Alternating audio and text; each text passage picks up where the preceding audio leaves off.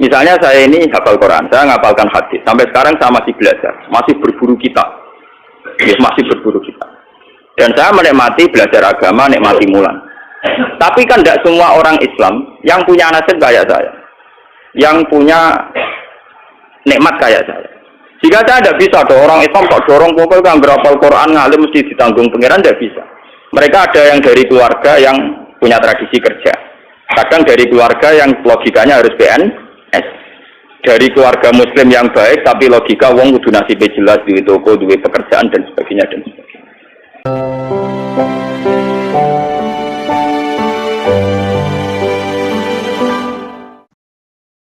Kitab sing spesial cerita tentang hubungan interaksi Kanjeng Nabi kalian para napa sahabat. Jadi judul dasar ini Hayatus Sahabat. Kitab ini 3 jilid.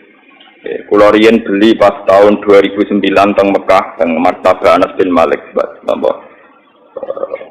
Riyen regane 300 riyal napa kinten. Pokoknya ini 3 jilid dan saya berkali-kali mengkaji kitab ini. Mungkin suatu saat kitab ini bisa dimasalkan di fotokopi, tapi baru saya baca semua. Itu teksnya banyak yang salah. Ya mergo sing nyetak tetep mergawe. Jadi ulama itu niat ngaji, tapi tak tetep napa? Mergawe. Jadi kadang ketambahan lah, kadang keliru intinya. Tapi itu bagus. Ono mergawe ada kitab nyebar ilmu. Ini kalau cerita ya. Begini pokoknya kisahnya itu ngaten ben sampean ngertos punya perbandingan. Khatib bin Abi Balta'ah itu tidak orang Quraisy, ya tidak orang nopo Quraisy. Ini rungokno tenan. Ben sampean ada di pemimpin Islam cek iku kiai, cek ketua RT, cek ketua keluarga iku roh karepe. Khatib bin Abi Balta'ah itu tidak orang Quraisy. Dia tidak bangsawan Quraisy, juga tidak bermarga nopo Quraisy. Dia Islam sama Rasulullah. Ikut hijrah ke Madinah. Kalau sekarang mukadimah, yang jelas itu Nabi hijrah itu ketika berlatihan jadi Nabi 13 tahun. Latihan Nabi ini Mekah. Gak sukses mergo Mekah glodok. Kenapa? Glodok. Sehingga kabeh ulama sepakat umur nubuwah Nabi 40 tahun. Nggih, latihan dakwah tenggene Mekah niku 12 tahun. 12 luwih sithik. Sehingga orang bilang 13 tahun. Setelah itu hijrah kemudian Madinah. Ringkasnya cerita soal hijrah ke Madinah. Sebetulnya hijrah ke Madinah itu hijrah yang ketiga, karena dulu Nabi pernah latihan hijrah ke Taif, Nate, Habasah, Nate. Tapi hijrah paling sukses tunggu di Madinah, sehingga semua penanggalan sejarah pokoknya Nabi hijrah ke Madinah. Semuanya nak rugen diterang detail malah paham malah ruwet, pokoknya berkah Mekah tidak apa Madinah, pokoknya yang roh yang gampang-gampang. Nah, ketika di Madinah itu di beberapa peristiwa perang, Khatib bin Abi Balta'ah itu melok, termasuk daerah perang nopo Badar. Ini yang perlu sampean catat. Saya ini seorang gus anak kiai, putune kiai. Paling repot tuh nak ngadepi masyarakat. Ngeten iki kasusnya ngeten iki. Ben sampean tahu cara Rasulullah menyelesaikan. Khatib bin Abi Balta'ah karena tragedi hijrah itu sebuah tragedi. Tentu orang itu tidak sempat mengamankan harta-hartanya. Padahal rata-rata orang yang hijrah itu yang meninggalkan harta dan keluarga. Misalnya bojone orang Islam, anak orang Islam ditinggal. Dunyane cara omah rong dikunci, aset-aset rong dipasrahno kudu cepat-cepat napa hijrah. Karena keadaannya emergensi, tentu cepat-cepat ninggal. Termasuk bawa-bawa nom barang ditinggal. Karena wong Arab ora harus hidup bojo sitok. Mboten iki nanti guyon tapi nanti menjadi ilmiah. Masuk babonan-babonan nom napa ditinggal. Bener sampean kok cerita. Akhirnya sahabat Muhajirin yang Madinah itu tanpa bojo. Mulane kata cerita sahabat Ansor bojone papa itu kowe karep di milih iku ya tak pegat ngono ida bar rabi kowe. Sehingga bojo pertama sahabat Muhajirin adalah bojo bekasnya sahabat napa? Itu semua ahli tarikh sepakat begitu. Karena bojo-bojo yang belum Islam atau apa masih ditinggal di Mekah. Nah, karena Sayyidina Umar itu bermarga Quraisy, orang Quraisy, Abu Bakar juga orang Quraisy, bermarga Quraisy. Rata-rata Muhajirin itu margane Quraisy. Atau punya pertalian darah dengan orang Nopo Quraisy. Sehingga ketika mereka merasa nyaman di Madinah, ya sajane ono nakalane, ono sok sucine. Sok sucinya begini. Mereka sudah dipuji-puji bahwa karena hijrah itu meninggalkan keluarga dan harta. Tapi sebetulnya bukan ninggal ngepleng gak. Ya diam-diam misalnya Ruben di rumah Ibene, Kok Mustafa di rumah misanane, pokoknya diam-diam ana sing rumah. Sehingga mereka tidak ada ketakutan kehilangan harta, termasuk Mbok Nom. Berarti ini mungkin ada cerita nih, termasuk Mbok Nom jualan tak bulan-bulan ini termasuk kata kunci, termasuk apa? Mbok Nom. Ini termasuk kata kunci berarti. Memang benar sejarah. Nah, suatu saat Rasulullah itu karena sudah perang Badar mendekati Fathu Mekah sekitar tahun 667 karena Fathu Mekah rata-rata ulama membuat penanggalan tahun 8 apa Hijriah. Setelah itu kan Rasulullah tinggal 2 tahun lagi wafat. Okay? Setelah itu Nabi haji wada dan menjadi haji terakhir. Nah si Khatib ini karena tahu Rasulullah suatu saat kembali ke Mekah dengan kekuatan penuh dan pasti menang. Perlu dicatat, Khatib ini sudah tahu kekuatan penuh Rasulullah, bahwa Rasulullah sekarang orang yang sukses, punya pasukan yang terampil, semuanya punya orang loyalis yang hebat. Mesti nak masuk Mekah itu menang kan. Wong perang Badar ya menang wong Islam, beberapa perang menang napa wong Islam. Akhirnya Khatib itu kirim surat, ngirim satu perempuan. Jadi mulai dhisik nak kon dadi intelijen wong wedok orang nyurigai. Jadi mulane kasusnya ngomong kirim surat. Nduk apa iki suratno ning penduduk Mekah. Suatu saat Mekah dikuasai Rasulullah. Lha iku mitra-mitraku sing nyelametno asetku iku kandhani. Ben soben nak ana serangan Rasulullah frontal iku dunya ora dadi goni bang. Mergo ketemu kere-kere kaya Rasul itu aku berapa? Aku terkenal gur perang iku sing dunya dadi goni bang, babonan dadi amal. Mulane kata kuncine aku menamuni babonan iki penting. Kok perang dhisik iku pokoke untuk loro. Tak goni mah be amal. Mulane sahabat itu budi-budi tak perang seneng kok Khalid bareng. Lha iki nyata. Saiki ngomong tenang wae ayo dilihat. Lah saya iku tenang perang. Mergo hadiah untuk Ahmad. Utawi napa? Mane sing turunane wong bedik-bedik kaya Khalid bin Walid tak anak wong bedik-bedik. Ngoten niku kadang amat terus bagiane diambung. Lurung bagian bu ambung. Lah lurung mesti bagian. Ayo di perang itu mesti to. 25 bentuk napa?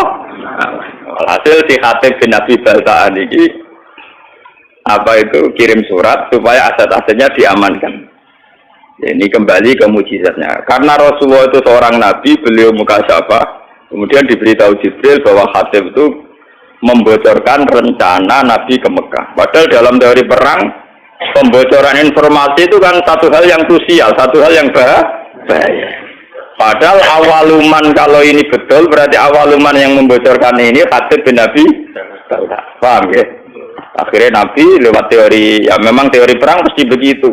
Ngutus Sayyidina Ali di Raudhatah, cara kene perbatasan Mekah Madinah iku ana wong sing utusane Khatib bin Abi Balta'ah. Itu bawa surat yang mau membocorkan ke penduduk Mekah bahwa kita mau ke Mekah. Walhasil rahasia perang itu nanti terbongkar. Sampai Ali dikejar, terus walhasil ternyata surat itu ada semacam pengkhianatan. Ternyata Khatib bin Abi Balta'ah, sahabat soleh yang pernah ikut perang Badar, ternyata khianat dengan membocorkan informasi itu ke penduduk Mekah. Nah, ketika sudah begitu, Khatib dihadapkan kepada Rasulullah. Nah, ini ruang tenan, dihadapkan kepada Rasulullah. Khatib, apa yang mendorong itu? Kenapa kamu khianat? Informasi rahasia ini kamu sampaikan ke penduduk Mekah. Dari Khatib, ya Rasulullah, tiang-tiang sahabat muhajirin itu rata-rata kan orang Quraisy. Jika harta dan keluarga mereka terlindungi karena mereka bagian dari orang Quraisy. Kalau saya ini tidak orang Quraisy, jika saya harus punya mitra orang-orang Quraisy untuk melindungi harta-harta saya. Karena tadi kalau ada teori perang tentu hartanya nanti jadi goni. Umar karena melihat si Khatib ini khianat, dari Umar, yaitu model Umar mantan preman. Ya Rasulullah, Khatib sudah munafik, bunuh saja. Kalau engkau mengizinkan, Khatib mau saya nopo? Ini yang perlu sampean catat, ngaji di sini penting itu dawuh Nabi. Dari kaji Nabi, Marko itu ora roh pangeran. Aku sing roh pangeran. Aku roh pengumumane pangeran sapa wong sing melok perang Badar dosane disepuro. Malah pangeran gede pengumuman maklumasi itu 4 partu. Laku wis kowe kelakuane mopo ora pokoke wis disepuro. Umar kan meriang. Ternyata khotib pun karena khotib itu tahu melok perang Badar. Jadi dia melok untuk pengumuman maklumasi itu faktor gofartu napa laku. Wes piye wae kowe disebut. Karena juga ada adil kan pangeran misalnya sing mati dia mati syahid terus sing ra mati ra disepuro kan ora lucu padha perange kok. Jadi siapa saja yang perang Badar tentu untuk pengumuman untuk satu hadiah maklumasi itu faktor gofartu lakum wis lakone mopo wae wong kowe melok perang Badar tetep napa disebut. Nah ini yang menjadi catatan sejarah itu begini, iki rungokno tenan. Dalam Fathu Mekah ini mau kembali ke Mbok Nom. Mau yang sok suci kan Sayyidina Umar. Mergo ape baca khatib karena dianggap membocorkan apa informasi. Sama yang tak ceritani, poso dalail yang dilakukan toreko sing tukang poso setahun ini. Sinten nggih Pak setahun iki? Sing kurang suwe 3 tahun. Setahun wis suwe malah napa? Poso dalail itu tidak ada sanad sampai Rasulullah. Secara ilmiah tidak ada sanadnya. Bahkan zaman Nabi Sugeng itu jelas-jelas melarang la siyama liman somal abad. Tidak boleh wong poso nurut inti setahun. Jadi dulu larangan betul poso setahun. Jadi poso setahun riyen dilarang Rasulullah. Wis Ramadan to sampai kadang nak umat ya Senin Kamis, nak umat ya Asyura, sing mesti ku nak wis kadung dadi kiai bebo poso napa? Durunge Adha itu lho. Arafah ya. Arafah. Ora tau poso dadi ra. Mas saya khawatir kakek enggak jarak. Kula niku mergo kula niku ape cerita foto sunat itu trauma kanca kula. Niki kisah nyata. Kula niku kanca jenis Sukron. Jadi yo latihan nyai pidato pas Idul Fitri. Manso Ramadan summa atba'u sitan min Syawal fa kana ma sumadaro napa kula. Mlepok pokoke fadile poso 6 dina tahu. Bareng hari kedua ketiga tamune cek poso dene ra poso. Tamune mung lugu-lugu wong awam. Ih, jebule jenengan bodho niku. Kula mau karo jenengan jebule jenengan gak poso. Dene ning kula kapok wong iso suci. Niku tuan kula, wis tuan jenengan kapok. Jebule banyak umat sing poso niteni. Pos sing do foto 6 dino do tuan dene. Sukron rokokan tenang. Iki dulu jenengan bodho niku. Kula men foto-foto ana jenengan dulu jenengan gak poso. Kira tuan kula kuwapok kok Gus. Kula ngiyi tenanan kuwapok. Akhirnya saiki wis berpidato fadilah mulang ngono. Jadi kula ki ngoten ning didi ngomong fadilah mulang. Misale kula wiridan kalah Mbak Mustofa. Nyabari melarat kalah beruhin. Misalnya kalau cerita Fadilatus Sobri alal fakri, saya tetap kalah beruhin. Wong kalau ada reputasi fakir teman-teman. Mulai kisahnya nyata. Ini rumah tenan. Yang perlu dicatat, Umar ini balik ke foto dalail. Ketika sulhul Hudaybiyah dan ada masalah besar perjanjian, ini masalah sarang, makanya saya ulang-ulang. Ketika sulhul Hudaybiyah antara Rasulullah dan kafir Quraisy, itu ada perjanjian-perjanjian yang merugikan umat Islam. Ini saat itu kata orang-orang kafir, Mas kamu boleh tawaf, tapi tahun depan. Kamu nggak boleh mempengaruhi orang Mekah supaya masuk Islam. Kalau sampai ada yang masuk Islam harus kamu kembalikan menjadi kafir lagi. Tapi orang Islam yang menjadi kafir rasa balik nomad macam asal usulnya kafir. Kurang ajar maksudnya. Umar marah-marah ya Rasulullah, bagaimana mungkin perjanjian ini Anda terima sementara semuanya merugikan umat Islam. Ini perbatasan Hudaybiyah. Perbatasan apa? Hudaybiyah. Ini rumah tenan. Muatat Umar, yo sok suci muatat. Umpama Kanjeng Nabi perang mawon timbang timbang napa? Ino, dari Kanjeng Nabi. Ora marung, aku rene niat umroh, padahal niku Nabi niate napa? Umroh. Aku rene niat umroh ora niat perang. Karo dene ora nggo alat perang, Mar. Lah sing lucu, Kanjeng Nabi yo tahu disangsikan sampai belum pernah Sayyidina Umar bantah Kanjeng Nabi dan menyangsikan kenabiannya Kanjeng Nabi kecuali dalam peristiwa Hudaybiyah. Kanjeng Nabi yo duwe seni. Walhasil Kanjeng Nabi itu ketika mendekati Hudaybiyah itu Nabi kita senyum-senyum seneng. Nabi ya aneh, ini seni. Kita senyum-senyum. Tak kau Ibu Umar ya Abu Bakar. Ya Rasulullah, kenapa engkau kelihatan sumringah seneng? Barusan tadi malam. Laqad unzilat alayya lailah suratun ahabbu ilayya mimma talati samsu. Aku bantu surat yang informasinya itu sangat menyenangkan. Oh itu lu seneng timbang dunia sak isine. Nah termasuk surat itu la tadkhulunal masjidal harama insyaallah aminina muhallikina ru'usakum wa muqassirin. Ini ku surat Fatah. Bahwa orang Islam dijamin masuk Masjidil Haram aminina dengan keadaan sentuh. Sopo teh suwun nang wah iki kasil tenan informasi kok Nabi kan gak ngarah salah. Wah kasil tenan iso tawaf iso tomek. Ternyata usul Hudaybiyah ada problem. Ning rumah ana gitu Hudaybiyah ada napa? Umar di kesempatan. Wah jenengan dhewe sing critakno ayat nak sita bakal latatuna Masjidil Haram insyaallah amin. Kok malah kejadian ngeten ra iso mlebu-mlebu Mekah. Nah Nabi cek jawab cek. Ya tapi ayat iku ora muni tahun iki Mar. Tapi nek ayat iku ora ono tahun iki Mar. Ya Umar iku, Umar kotom iku sing ada wong tenan wae. Wes, gak trimo dene takok Abu Bakar. Abu Bakar jawab ngono. Abu Bakar malah luwih elek cangkeme. Tapi kan ini Allah Mas.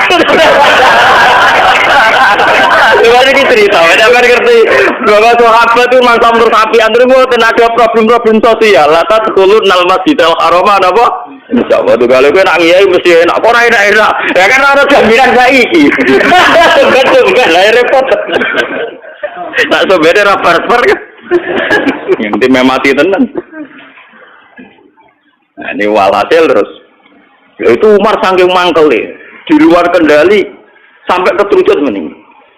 Ketika informasi itu di luar dugaan dia kan nafsirkan kalau aminina ya sekarang ya, kenapa? Ternyata tidak jadi sekarang. Jawab Umar sampai Nabi ditanya gini di luar kendali. Alas tak Rasulullah, tapi engkau tetap Rasulullah dan masih Rasulullah. Aku kok Nabi kaget sesuatu. Maksudnya biasanya nggak informasi kan tos banget. Nah kali ini belajar berarti alas taruh. Jangan-jangan kau sudah ada Rasulullah. Umar saking dari Nabi nggak emosi. Ya aku tetap Rasulullah. Lah semua informasi dari engkau mesti benar. Iya mesti benar. Lah tapi kenapa ada jadi masuk Mekah sekarang? Ya mergo ora tahun ini dari Nabi jaga mergo ora jaminan. Walhasil Nabi menerima konsep Sulhul Hudaybiyah dan akhirnya Nabi kembali ke Madinah tanpa terjadi umrah. Sampai 2 tahun kemudian baru terjadi apa? Nah itu Sayyidina Umar akhirnya nyari anto poso dalai. Buarane Madinah ini sempadan. Jebule ngotot bantah Nabi dia ora kangen Ka'bah. Duwe bodong kowe. Jadi dia ngotot bantah Nabi ora kangen Ka'bah. Munamuni apa tuh aku ora ono pikiran tuh aku ora ono. Mergo kangen mbok enom suwi-suwi ra dikumpul. Saiki wis itu gerbang Mekah leyo gara-gara kangen mbok enom kok aku bantah Nabi ngantek ngono, paham ya? Terus dene sumpah-sumpah pe poso setahun. Mulane poso setahun niku sanate dalil ila Umar radhiyallahu anhu. Itu ngapa roe ngempet mbok enom. Nganti bantah sinten? Mulane terus dadi mitos nak poso dalail nyebur dosa. Mergo dosa bantah Nabi kelebur, meneh dosa ringan-ringan gampang. Niku ceritane. Sehingga Umar lah awaluman sing mensyariatkan poso napa? Gara-gara mangkel. Gara-gara mbok enom wae dekne bantah Kanjeng Nabi modho Ka'bah. Kok sithik-sithik meneh kangen tawaf. Kan nemu teki dhewe ora ono kamu tawaf ora ono. Wah, kamu tawaf mboten el. Lah niki balik teng Khatib bin Abi Balta. Khatib ini pula juga di mbok enom di keluarga. Paham ya? Nah, mulane kula ini yang kaitan dengan saya dengan para anak-anak kiai. Maksudnya sing waras sing gelem mikir agama. Niku memang kesulitan.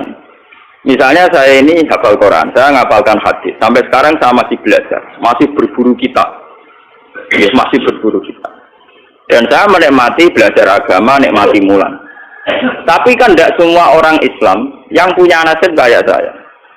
yang punya nikmat kayak saya.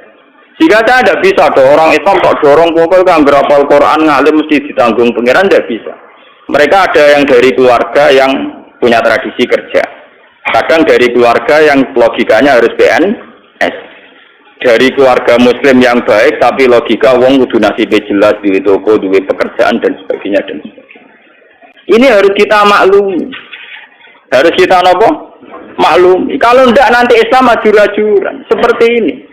Rasulullah ketika Umar tidak menerima kesalahan Khatib bin Abi Baltah, dia agak munafik, mereka bocorlah informasi. Tapi ketika Khatib menjelaskan ke Rasulullah, gini ya Rasulullah, orang-orang muhajirin itu tenang saja di Medina, karena mereka sadar keluarga dan hartanya diurus kerabat-kerabat mereka.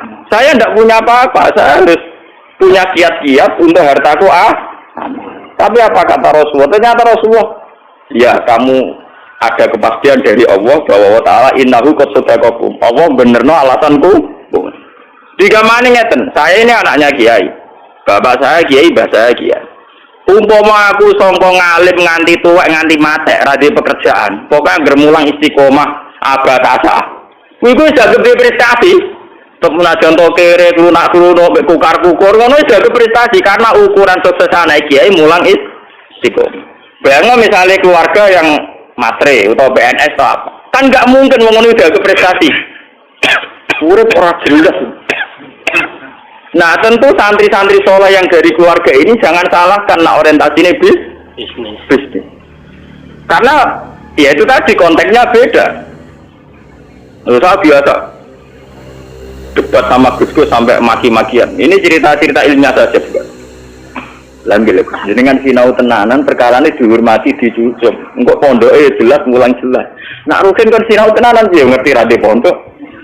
Engkok kitab Pak foto-foto takokane bojone iku dadi dhuwit ta ora.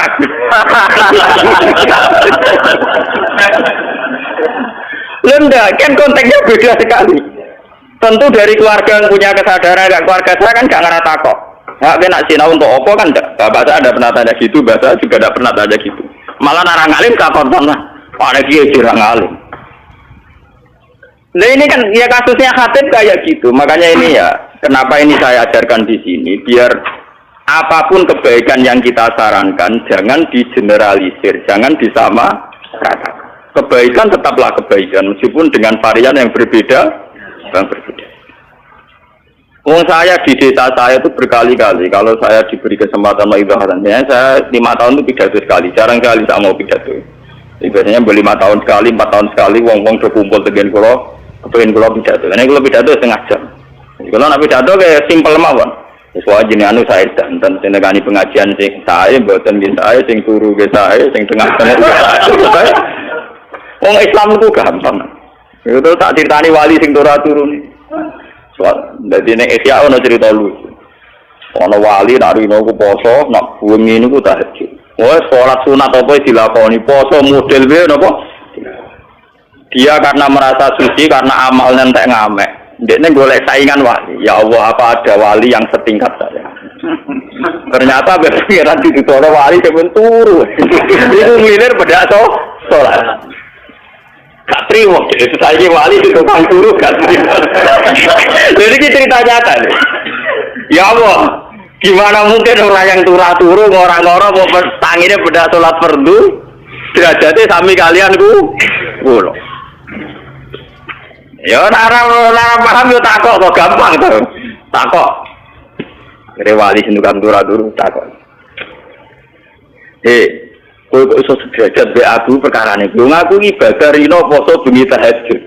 Kok kowe ora turu sederajat ambek aku. Dari wali sing teratur. Lah iya kowe mbok rewangi ngono tujuan mesti cita. Ciri utama agama itu satu, yaitu takwa. Dan ciri utama takwa itu satu, ninggal maksiat. Dan tidur itu paling efektif ninggal maksiat. Kowe satuke poso langgir ning pasar tetep bekar-beker. Kowe poso langgir mlaku tetep ora wedok, ora rodo, ora prawan, ora macam-macam. Tetep bersih aku ning kamar, terus aku mau isang karo ngari pokoke. Bisa. Wes tak tanem delok wedok mbek aku tetep bersih aku. Wong aku ning kamar tuh ora. Kiwe ciri utama takwa ninggal maksiat dan turu paling efektif. Sadar wali di waduh, pinter tenang.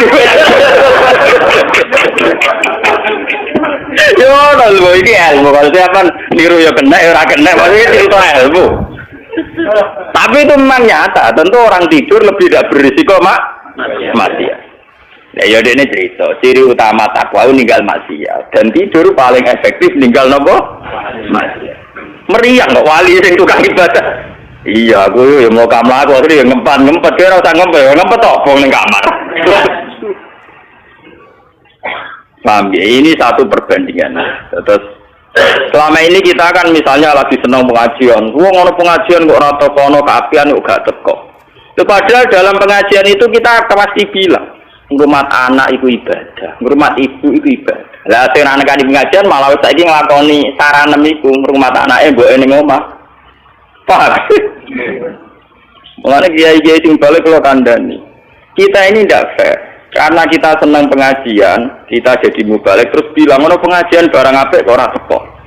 Padahal dalam pengajian itu kita tetap ngomong ngurmat ibu iku apik, ngurmat anak iku apik. Lah ngomong sing teko malah wis nglakoni iku. Ojo saiki nek ngomong ngurmat anak. Lho ini saya kiai, lho saya ngomong gitu biasa di depan umum. Bagaimana mungkin wong sing wis ngaplikasekno ilmu malah mbok kritik? Paham ya? Mulane kula nak teng naran biasa cerita, sakniki senteng sawah mboten ngani pengajian kula nggih, ayo ning sawah golek nafkah. Niku nggih sarane kiai, sarane Islam. Tidak niki teng omah ngurmat anake nggih sae iku sarane kiai, sarane Islam. Mungkin punya resiko secara nafsu yang datang nggak banyak, tapi kita harus gentleman bahwa itu ya kebaikan. Memang butuh kiai nekat kayak saya yang nggak butuh populer, tapi harus ada ulama yang nekat kayak saya supaya kebenaran itu terjaga. Makanya di Ihya itu ada kitab Fadilatul Kasbi, ada bab Fadilatul Kasbi itu, dan saya berani ngomong di desa saya pun saya berani. Suatu saat Rasulullah itu ngaji dengan para sahabat. Itu Rasulullah, bukan terima kiai, bukan terima balik. Rasulullah, yang dua Islam. Jadi orang terima balik, orang terima kiai. Ya, nabi ngaji. Nah, mesti ya, kiai ada santri sing kota-kota, Mustafa. Wah, santri sing kota-kota ini kan mesti ekstrim. Ono canom, awake kekar, dua pacul, tenang ya. Rasulullah ngaji diliwati ya, tenang ya. Apa ini kebun kurma? Tenang. Ya lima dengar Rasulullah tenang. Lah si pemuda-pemuda tadi sing melok ngaji kan. Ya Rasulullah, canommu cek kurang ajar. Wis enom kuat awake cek gak gelem cek rugine wong iku ana Rasulullah ngaji kok gak melok. Jadi apa jawaban Nabi? Kamu jangan bilang demikian. Dia itu kerja untuk nafkahi anak istrinya. Dan itu ya ajaran saya. Malah dia itu nggak tahu ajaran. Gue itu nabi, malah saya tak yakin. Jadi Muhammad nabi benar, nggak mubalek. Jadi dia nggak mubalek, nggak kiai, nggak ada nafsunya sama sekali. Paham? Memang butuh hati gede, ngomongnya itu butuh hati gede. Karena kita tetap ngaji, manjen goblok ya ben ngaji kok. Nah, tapi ini cerita, kita ini tidak usah membakukan satu kebenaran satu dua. Mungkin nanti Gus kudu ngalim takdir. Apa sing rapati Gus rapati ngalim tapi amen pidato sing maslahat gawe masjid, urusan bangunan. Lan aku yo cokon melok-melok lek malah ra aku malah repot. Lah padha sing Gus ngaji malah melingkar kabeh maknane malah. Ini kan urusan pembagian apa tuh? Suka. Makanya Sayyidina Umar disalahkan oleh Rasulullah. Kamu jangan begitu. Ternyata Khatib bin Abi Balta'ah punya pertimbangan tertentu. Umar sing sok suci tadi ternyata pertimbangannya bodoh. Terus dia mangkel abe awake dhewe terus foto napa dalah go ngaparoi bantah Nabi demi bodoh. Semenjak niku terus dalail dadi syariat. Mulane sanad dalail sebenarnya terputus sampai Umar. Jadi yang persisnya adalah proses setahun terputus sampai sinten Sayyidina Umar. Bahwa kemudian ada hadis umum tentang Umar. Gini kok alaikum bisunnati wa sunnatil khulafa'ir rasyidin al-mahdiyyin abdu 'alaiha bin nawajid. Jadi sebenarnya kalau persisnya proses setahun itu hanya sampai Umar, paham ya? Karena Rasulullah melarang poso nopo tahun. Tapi karena Umar punya pikiran tertentu untuk mengkafaroi dosanya, itu sah adanya. Ya tentu menghindari yang haram-haram kayak yang mutasyrik terus. Napa? Idul Fitri tanggal 1, ya itu kan itu pakem ya kayak gitu terus. Sebagian ulama nambahi ayam musyak kayak tanggal pinten antara 30 dan apa? Tapi itu sebagian ulama. Sebagian liane tenang mawon. Mergo terus kaduk. Jadi orang ulama yang mengharamkan puasa yaum musyak berarti tanggal pinten 30 atau 29. Sebenarnya yang potensi jadi tanggal 1 Ramadan. Lah ulama sing mengharamno aku setuju. Setuju kula iku ben malaikat iku jelas. Saake malaikat menyenangkan diharamno. Saake malaikat begini, kita ini kan misalnya tahu palak ya. Sekali 1 Ramadan itu kan harus puasa atas nama Ramadan. Kalau orang yang biasa adalah tidak pernah jeda, dan itu terjadi sak. Misalnya orang khilaf Ramadan itu apa Senin apa Ahad, orang masih nopo khilaf. Tentu aturan fikih kan itmam. Itmam misalnya nunggu selesainya 30 Sya'ban. Ya 30 hari, nunggu 30 hari. Ketika itmam selesai kan dia mau tidak mau harus bagian dari Ramadan. Tapi itmam kan juga ada masalah. Sekarang fikih-fikih modern itmam itu ada masalah. Masalahnya gini gitu Pak. Misalnya saya meyakini Sya'ban itu sudah itmam 30 hari. Itu masalahnya kan penanggalan 1 Sya'bannya saya misalnya Ahad. Coba bagi orang yang awal nanggali Sya'ban itu Senin. Itmamnya kan yang mundur gitu. Paham ya? Makanya di fikih-fikih modern sekarang istilah Ramadan ditoleransi sampai 4. Itmam itu tidak menyelesaikan masalah karena kalau ngitungnya dari Sya'ban beda-beda. Paham ya? Selama ini kalau kiai-kiai pidato kan hanya cerita, oh nak bingung yo gampang, pokoknya fakmilu data Sya'ban salah dina yoman. Loh tapi salah dina yoman yang awal Sya'ban itu besok. Paham ya? Loh enggak loh. Paham masa Bu ya? Salah dina yoman Sya'ban dimulai sing sitok misalnya Mustafa ngitungnya Ahad, sing Rukin ngitungnya Senin. Tak tetap ikmalilah mundur kan? Nah, orang yang biasa gak poso kayak aku gak bingung no malaikat. Karena jelas catatannya bahak poso, bahak poso. Karena yang biasa poso dalail malaikat ini dicatat bagian dalail apa Ramadan kan. Paham gitu. Jadi kadang wong ibadah ora diperhitungan sake malaikat. Mergo niki bingung no. Mulane rata-rata ulama, jumhurul ulama mengharamkan yaumus syak. Aku cocok. Mau ana foto sekarang itu cocok. Mergo ora usah foto niku maksudnya. Foto ora usah napa? Foto.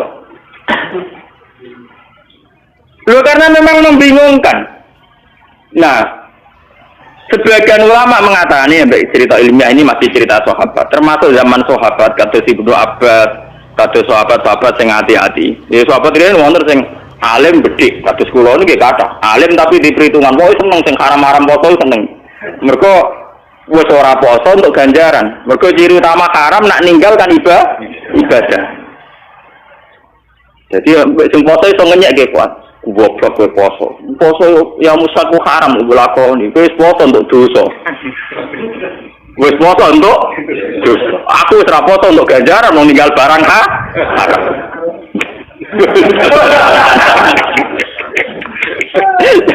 Menangan tenan kula seneng. Ana ulama darani ya musaki poso haram. Jadi sing nglakoni poso dosa napa ibadah? Dosa. Sing ninggal ganjaran napa? Mana aku seneng mbek ulama sing darani haram. Nah, terus ulama-ulama sahabat sing soleh-soleh kate Ibnu Abbas Ibnu Umar debat. Sebagian sahabat darani ya musak tetep pasani wae. Piye wae ya musak itu potensi bagian dari Ramadan. Sebagian sahabat cara berpikir lebih baik saya puasa tidak bagian Ramadan saya berikan ke Ramadan daripada faktanya ya musak sebetulnya telah Ramadan dan saya tidak puasa. Paham ya? Bolak-balik sing dalane keliru meneh. Kenapa yang keliru meneh? Kalau yang biasa gak puasa kayak aku terus puasa pangeran pirsa. gak mesti wedi ra nglakoni Roma. Tapi nek sing biasa dalail, rutinitas apa ora? Kan mergo mlebu ning rutinitas. Potensinya salah lagi. Mulane ana ulama sing nyiasati dalail kon nilangno, kon ninggalno sedurunge rong dina ya mus. Mergo ngoten niku resiko napa? Resiko antara rutinitas dengan meyakini bagian dari napa? Nah bola-balik nak dua pendapat ekstrim di fikih biasanya yang ketiga terus nakalan. Sok bisa tapi sini nakalan mergo untuk pendapat loro. Paham ya agak tunggal itu nak tengah-tengah mergo ora melok debat. Nah itu para ulama yang ketiga cerita khusus bagi mereka sing duwe adat poso. Cek dalail cek Senin Kemis ketika hari rutinnya puasa jatuh pas barengan Yaumus Syak maka tidak jadi haram. Tapi sebenarnya masalah itu tidak selesai. Kalau tidak jadi haram itu mewakili Ramadan, itu mewakili tetap nggak ada malaikat PR, tetap nggak ada malaikat apa? PR. Paham ya? Kalau itu dulu zaman sahabat itu sudah berdebat. Bon globalin malaikat yang cerita kitab. Jadi Khatib bin Abi Balta itu punya masalah sosial yang beda dengan para kebanyakan sahabat. Jika harus dimaklumi.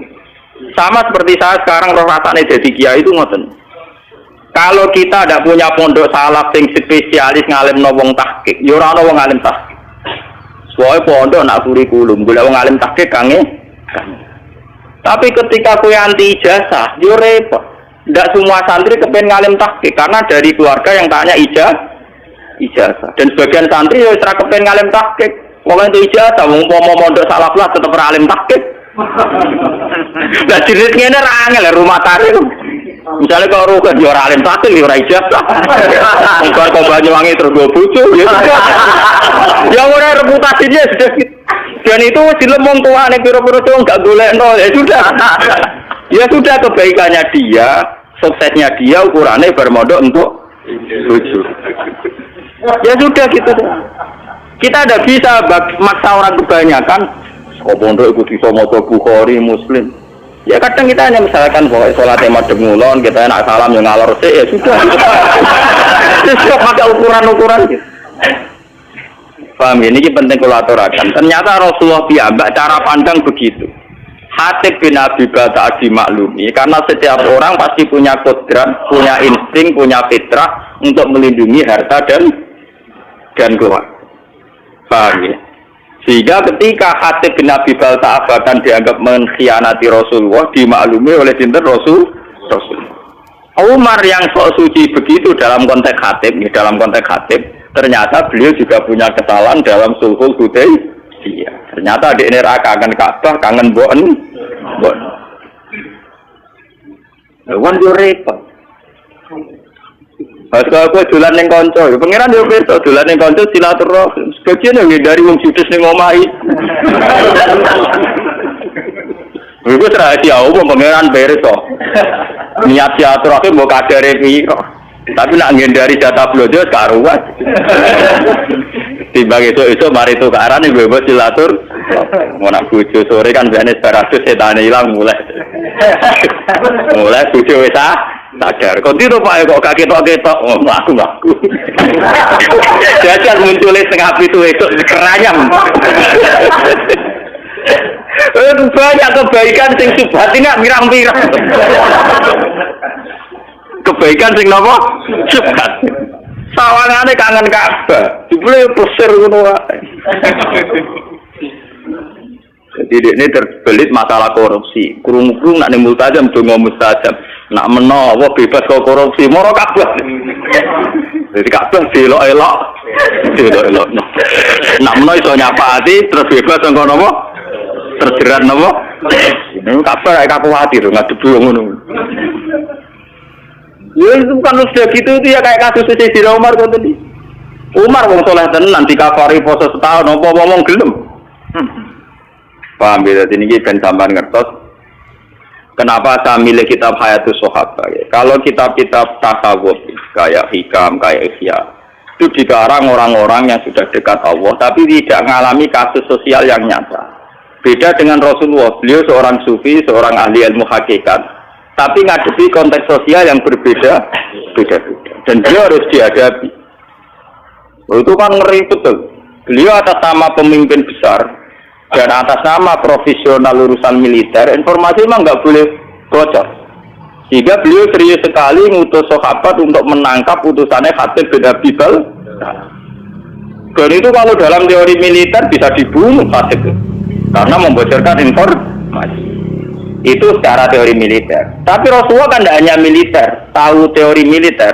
Beliau juga seorang nabi yang pemaaf. Sehingga atas nama nabinya beliau harus memaafkan.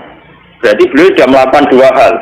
Atas nama teori militer harus mengamankan informasi, tidak boleh bocor. Sehingga Rasulullah mengutus sinten Ali untuk mengamankan surat yang rahasia. Tapi atas nama Nabi beliau harus memaafkan. Bagaimanapun kesalahan itu tidak kesalahan fatal. Itu kan tidak gampang. Itu kali sama jadi kiai. Di satu sisi pelaturan pondok harus ditegakkan. Bocah nyolong kudu diboyong, bocah pacaran, sing nemen kudu diboyong. Nah tapi misalnya kita koi pangeran, Pak Yai, tak ada dene kiai bidadani, wong nggak mau ngambil bidadani malah boyong merasa bidadani wong boyong. Memang itu menjadi perdebatan para kiai. Sampai sekarang semua kiai soleh sing saya temui itu punya nurani mesti paradigmnya di situ. Gus pondok rano pelaturan ora mungkin. Tapi ketika pelaturan dieksekusi secara ekstrim, itu ya rahasia dia. Ya. Saya ini kecil saya mondok di pondok besar itu saya pernah ketua pengurus. Itu paling pernah suatu saat misalnya ada anak itu maling diboyong. Ketika diboyong ketemu ibunya, kebetulan bapaknya itu di sawah.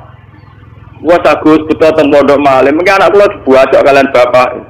Wong kula pondokno kula mun ngertos anak kula tukang nyolong, dadi kula pondokno ben mari. Dan ajaran boyong terus nyolong terus mau. Dan itu ngomongnya seorang ibu yang tulus, kula tuh pun ngertos Gus, nak penyakit anak kula niku nyolongan. Mulane kula pondokno ben mari. Piye ora cukup. Kan tidak mungkin pondok tanpa pelaturan. Pelaturan tidak apa-apa, terus kan tidak mungkin. Tapi ketika terlalu ekstrim menerapkan itu, terus kemudian kapan kita tarbiyah? Kapan kita memperbaiki manusia? Nah pada kurikulum saya nanti bayar per sekolah kurikulum, kan aturannya lebih jelas. Jadi kriminal atau orang, nah kriminal dilapor polisi biasa mode. Ya sudah begitu. Lah Rasulullah itu yang ngalami kayak begitu. Termasuk ini cerita seterusnya ini yang enggak masuk di fotokopi, tapi kalau terangkan. Suatu saat ada orang pencuri. Ini kalau terusakan, sing di halaman 173 guys. Yang enggak ada di jaringan, tapi tulis saja 173 Hayatus Sahabat juz 2 nih. Suatu ketika itu ada orang mencuri. Ini rumah tenan. Ketika mencuri dilaporkan ke Rasulullah karena sudah memenuhi syarat dipotong tangannya karena melebihi 1/4 atau dinar. Itu sama Rasulullah itu ketika diputuskan bahwa ini mencuri betul, saksinya juga betul-betul meyakinkan kalau mencuri betul. Rasulullah sebagai imam memutuskan tegakkan hak. Dia tegakkan apa?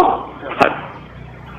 Tapi ketika eksekutor, cara saniki al-bujune mau memotong tangan, Rasulullah itu berpaling fakaan nafi wajhi asabun. Nabi itu susah sekali, susah terus buang muka terus.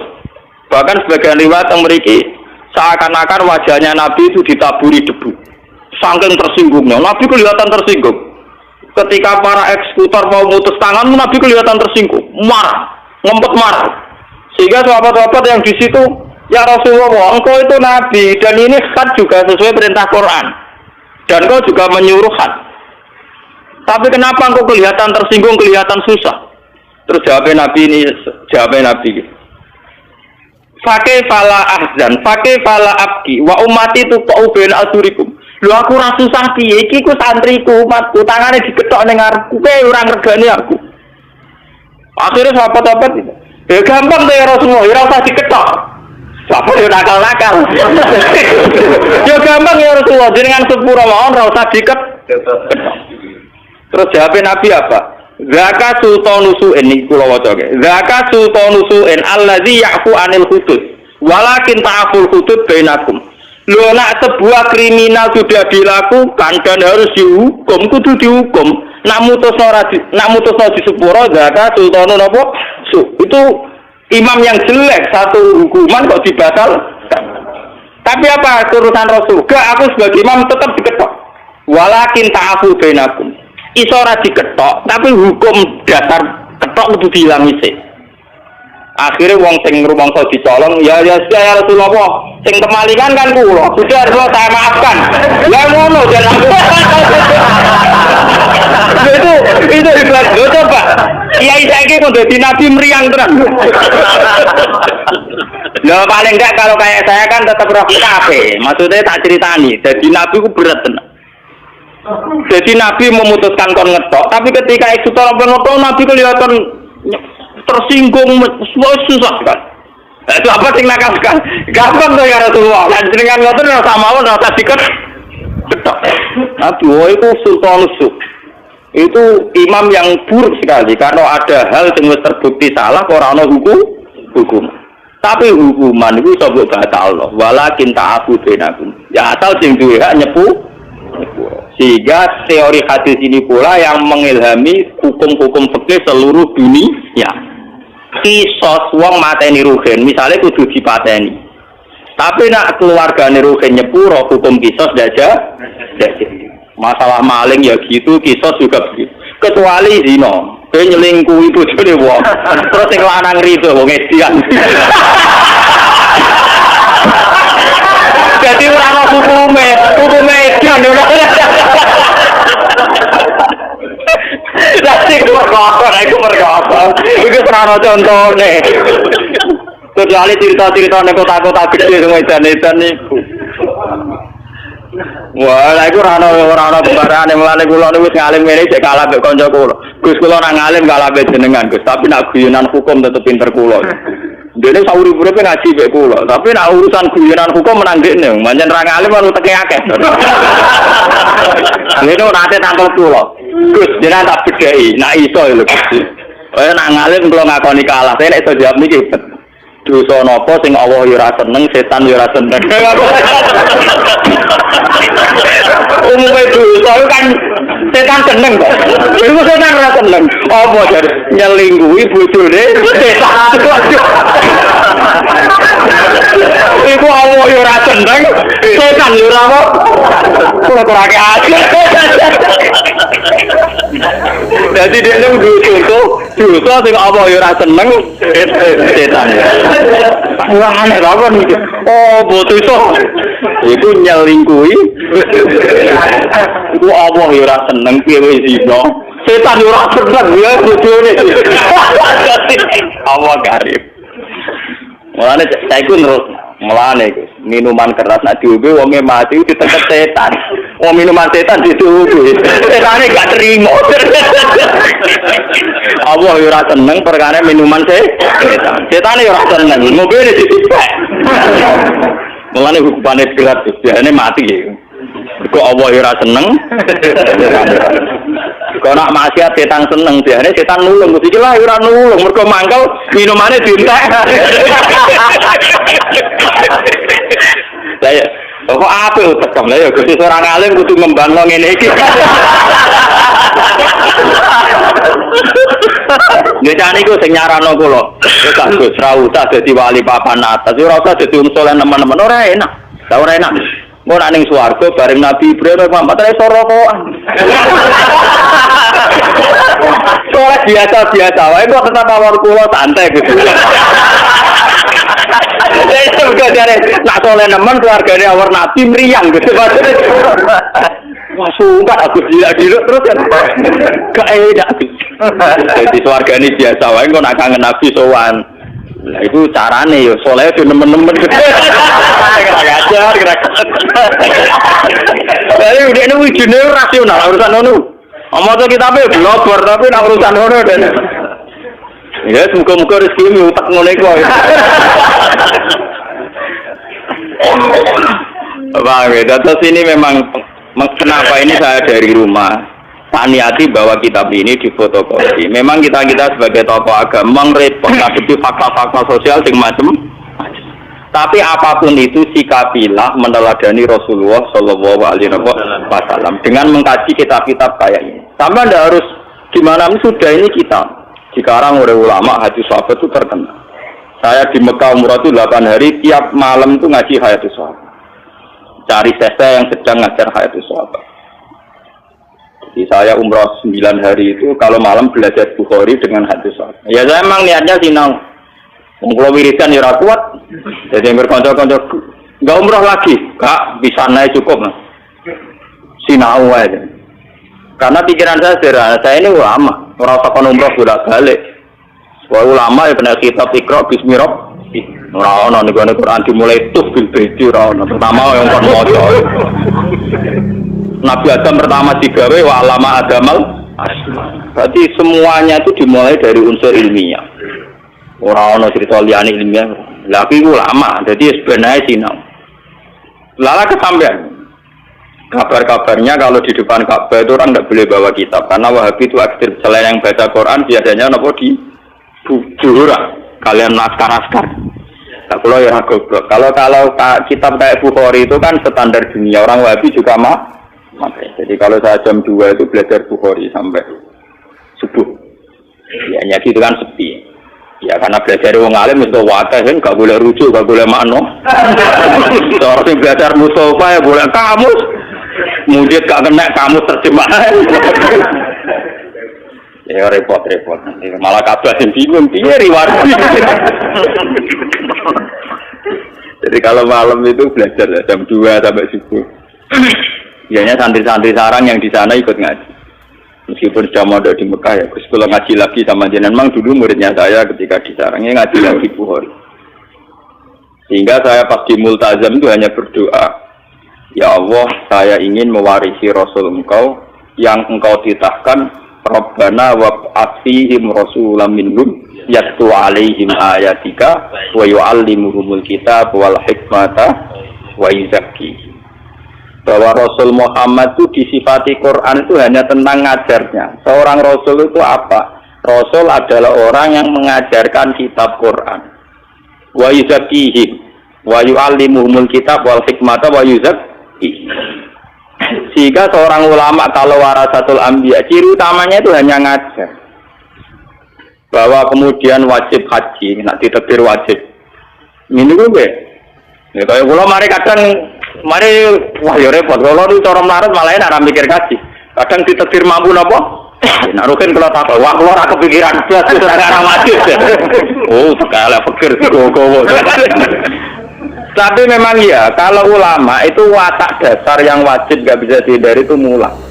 Karena ketika Nabi Ibrahim itu ingin punya anak cucu yang jadi rasul, itu berdoanya Rabbana wab'ats fihim rasulam minhum yatlu alaihim ayatik. Harus ada alaihim.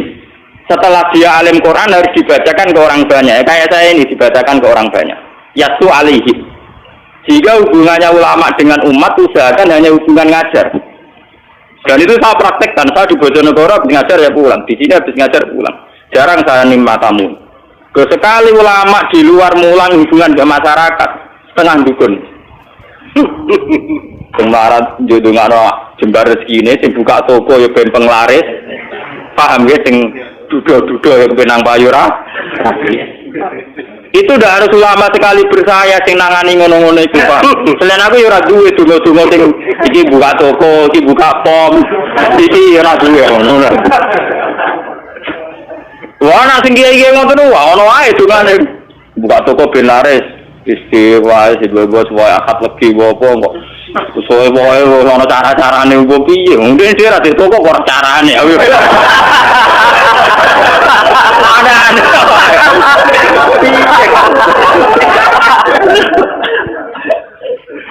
Mulane kula nyuwun tenan, kula bola-bola.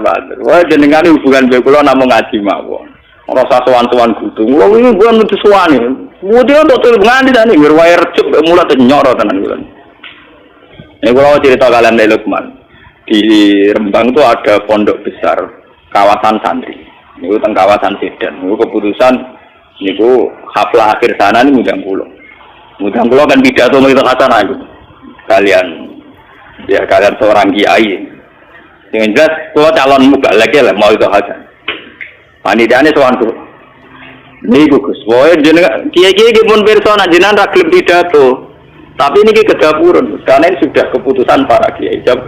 Aku kiai kok duduk keputusan kiai malah lucu to kira. Aku kiai, jadi ra wajib duduk ke keputusan apa? Kiai. Apa iki wanita waduh yo selalu.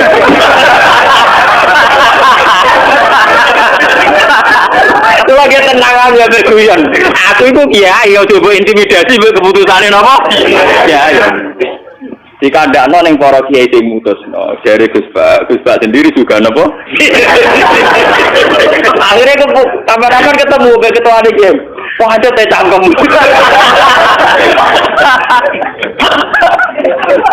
Wah, aku ngundang kowe ra mergo kangeng takzimku ben ya ben ngomong kene untuk barokah alimmu ngene-ngene. Aku rabakat. Nah sebetulnya itu ya Pak Ilman dan nak sing pun bakat pidato nggih monggo nak rezekine kok menapa. Tapi nek sing kados kula niku ampun diundang. Di panggambaran kecewa. Mulane kula balik wingi tamu ke situ foto Gus niki kudu jenengan pidato nang situ foto. Kula pun ado-ado sowan mriki mosok boten jenengan turuti. Jaman kula enak. Padha aku nuruti kowe ora ngono madoh to. Kuwi aneh-aneh. Aduh kon ngregani aku dari situ bodo Rembang Wadon. Lah aku nuruti kowe ya aduh marane ngono. Lah nek mentolo ngel-ngelo kiai emem. Mboten Gus boten. Nyuwun barokah mawon. Oke, nggih kula kapan-kapan kalian pengurus pondok mriki mohon sowan ngaji. Ha ngono apik, waras ya. Dari memang saya itu bukan bapak ya. Artinya ya kalau yang bakat pidato nggih monggo, sing bakat mubalek nggih napa monggo. Tapi sing bakat ngalim yang statistik yang terdokumen kayak saya sudah begini saja. Biar ada tradisi setiap ilmu itu ada marojek. Saya itu kalau ngaji saya tahu kok rutin ngomong apa percaya umpamanya ra paham. Tapi tetap tak dudono kitabe. Meskipun aku ya ora yakin orang sing takok rutin Gus Pak mulang kitab apa ya ora takok. Tapi secara akademik, standar akademik sebuah ilmiah harus ada rujuk. Dan rujukan harus diketahui kitabnya apa, halamannya berapa. Jadi sama enaknya. Paham ya? Makanya yang bakat kayak saya sudah begini terus. Mungkin sampai mati. Tapi nak mati ini rasuis-suis kan ya rasuis-suis itu guys. Sampai nunggu suwi-suwi lorong. Lalu mau umur tua gara-gara trauma. Jadi Nabi Ibrahim itu suatu saat dungo. Dia ya tahu keliru dungo ya tahu. Kayak Nabi Ibrahim lah. Ya Allah kalau kepengen umur panjang. Mbak pengiran lah dijawab. Betul apa? Nabi Ibrahim umur panjang, Mbak pengiran lah dijawab. Suatu saat dia ditamu wong tua. Untune wis rono tuwek nuno. Disuguhi kurma ben apa? Anggur sungus wabong sing mateng nih. Tiap dipangan meler-meler sebelum meneh. Nabi Ibrahim itu sampun Gusti waktu buka mboten tidur. Dene kuwatir meler-meler. Jadi pengenan ora dijawab. Ora waktu wong tua. Ora nuntune mangan apa? Anggur ana aire to. Ono kan. Lha ku ngerti pangan meler meneh ceblok meneh meler meneh. Waduh ya Allah tidur. Terus akhirnya alami mau bergusti. Saya kowe kepen tuwa barang gue apa? Santri ra duwe putu bosen ngrumat, bojo judes. Anak bosen ngru. Tak alami ya ra usah ndonga panjang umur. Wis wae ndonga ya. Gusti kalau sebaiknya hidup ya hidup. Kalau sebaiknya mati ya mati. Gitu aja kok Re. Memang ajarannya Nabi Muhammad kan gitu. Ini makanatil hayat khairan li. Wa ta'afani makanatil wafat khairan li. Nabi kan ndonga, ya Allah hidupkan kami kalau hidup itu lebih baik. Matikan kami kalau mati itu lebih baik. Gampang bahasa ini urusan pengiran itu gampang. Malah ngajari pengiran, kepengen umur nopo? Wow, kepengen nak mangan meler.